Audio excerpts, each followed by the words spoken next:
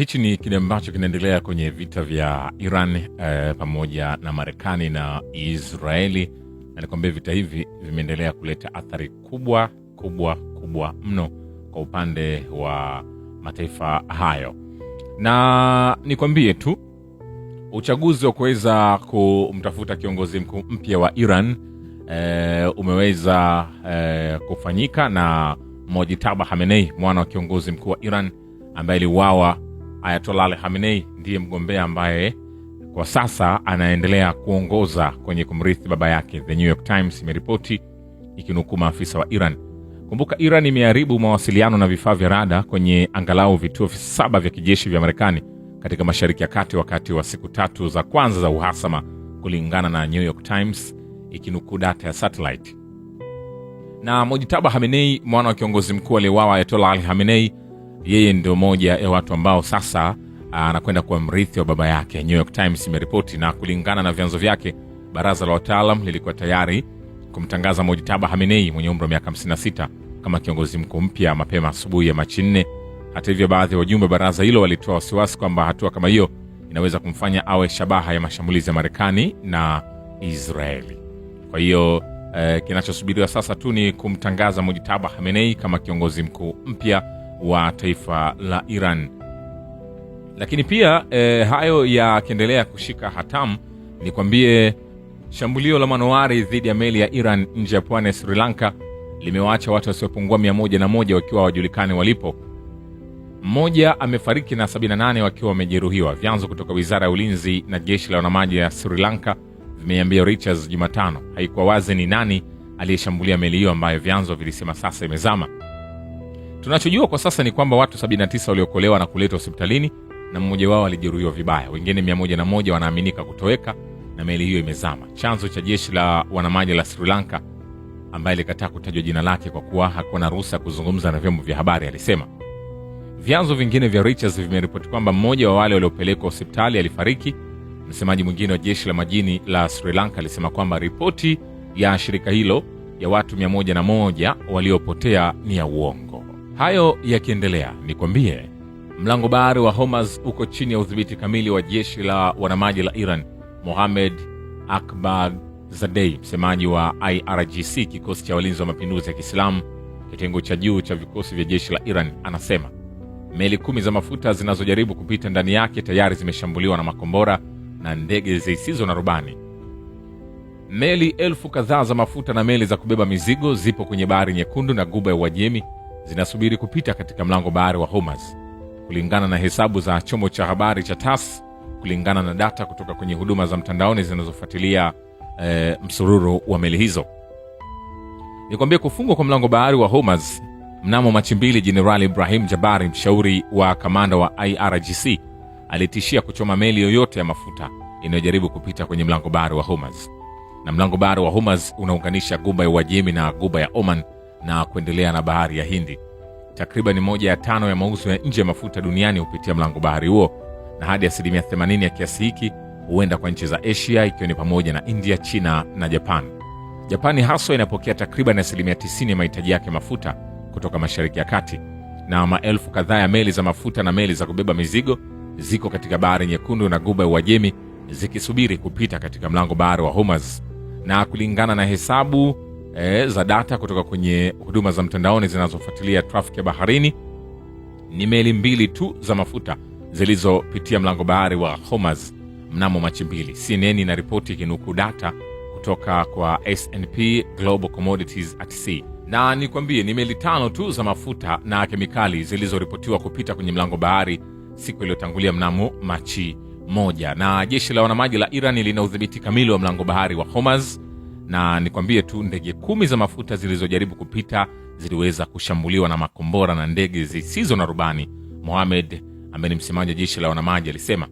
Na kuna athari ambazo zipo tayari sasa hivi. Bei ya mafuta imeanza kupanda na inaweza ikafikia dola 200 kwa pipa kutokana na kufungwa kwa mlango bahari wa Hormuz na Iran. Jenerali Ibrahim Jabari, mshauri wa kamanda wa IRGC, alithibitisha hilo.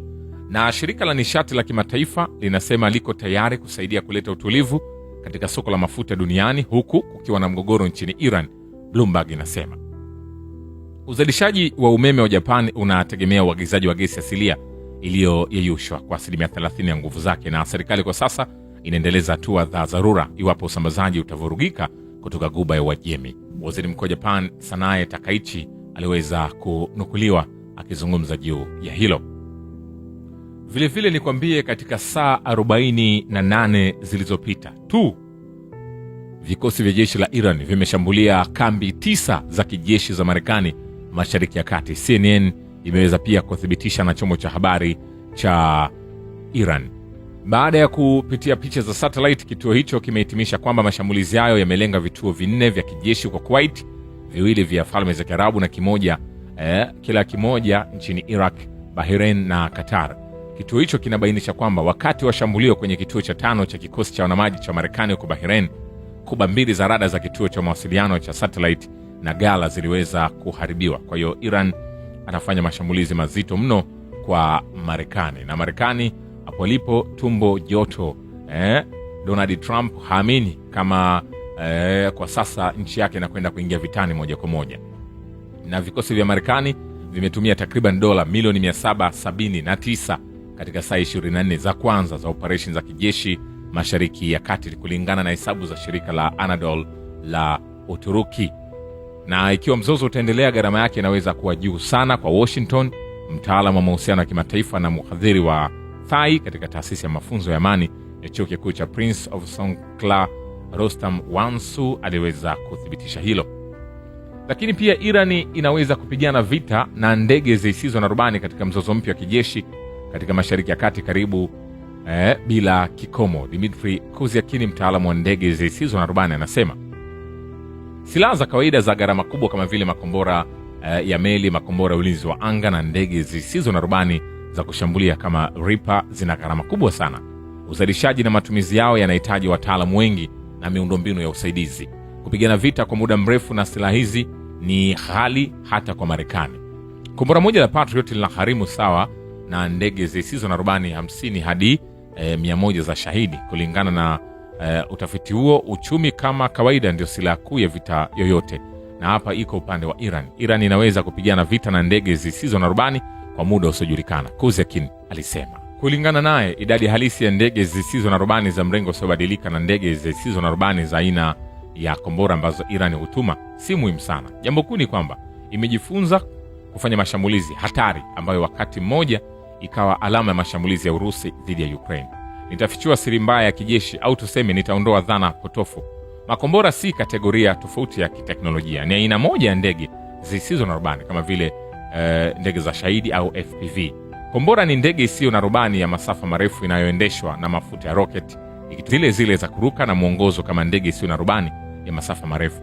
Kwa upande wa muundo si tofauti, zote zina kidhibiti cha ndege, program, vitambuzi na viendeshi, mtaalamu huyo alisisitiza. Kuziakin anaamini kwamba nchi 3, Urusi, Ukraine na Iran, zimejua sanaa ya vita chini ya sheria mpya.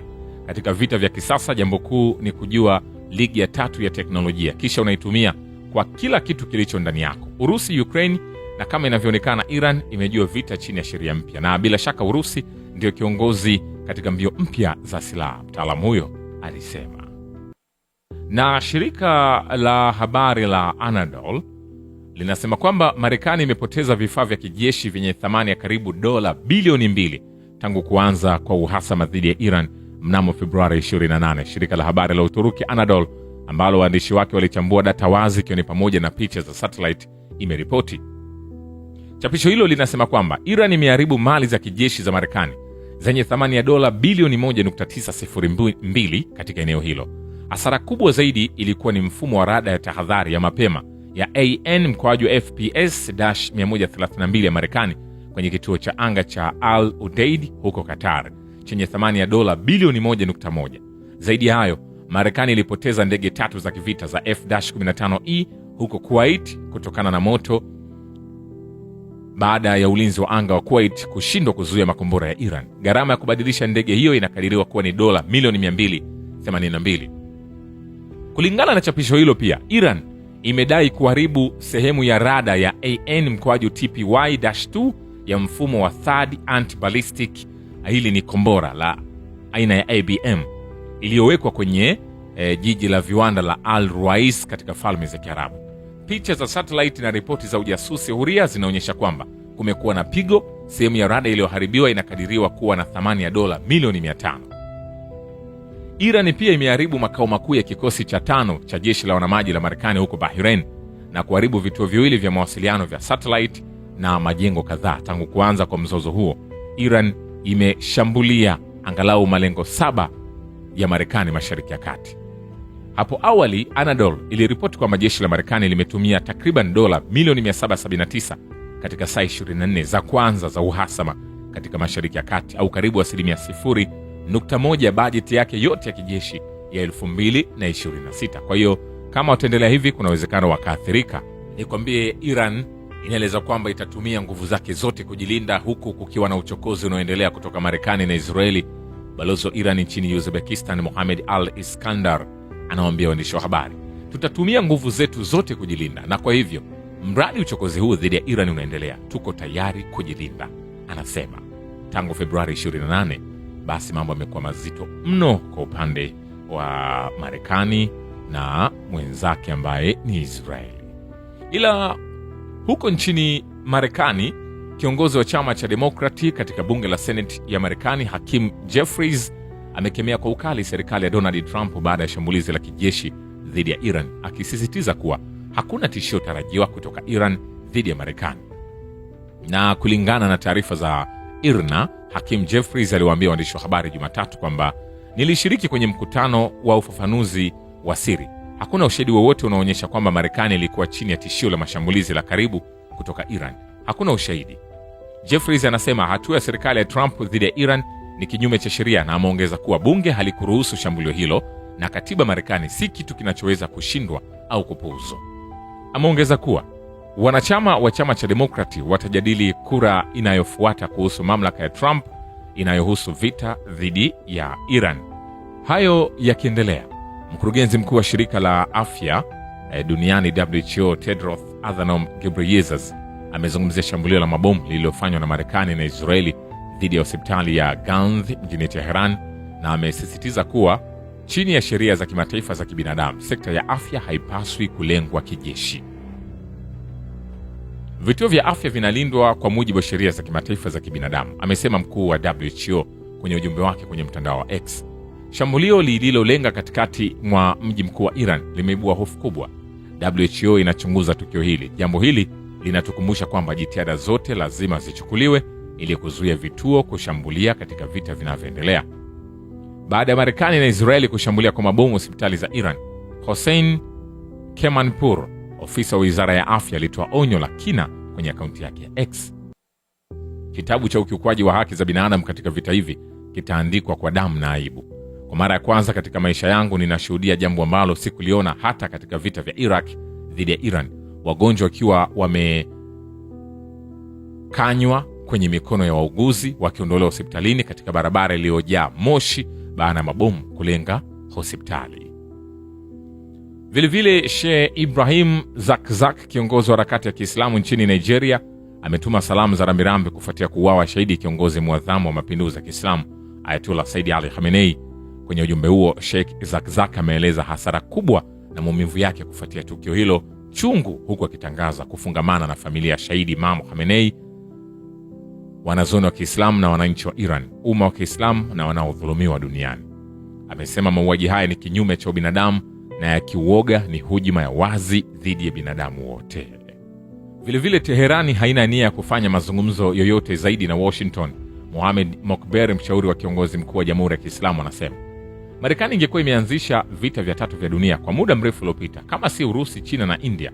Balozi wa Iran nchini Uzbekistan anasema, na Iran, kumbuka, inaweza kuendelea kupigana vita na Marekani na Israeli kwa muda mrefu kama inavyotaka. Tunaweza kuendelea na vita kwa muda mrefu kama tunavyotaka, kama tulivyofanya wakati wa ulinzi mtakatifu wa miaka 8, akirejelea vita vya Iran Iraq vya 1980 hadi 1988. Iran haiamini Marekani na haina nia kufanya mazungumzo na Washington zaidi. Anasema hatutawaamini wa Marekani na hatuna nia kujadiliana nao. Nini hasa ambacho kitaendelea? Tutaendelea kujuzana hatua kwa hatua. Usisahau kusubscribe, kulike na kucomment channel hii. Shukran kwa bado kivita na historia ya dunia. Mimi ni Richard Shio, The Rich Voice. Ni follow Instagram na TikTok kama Rich Voice Official. Asante.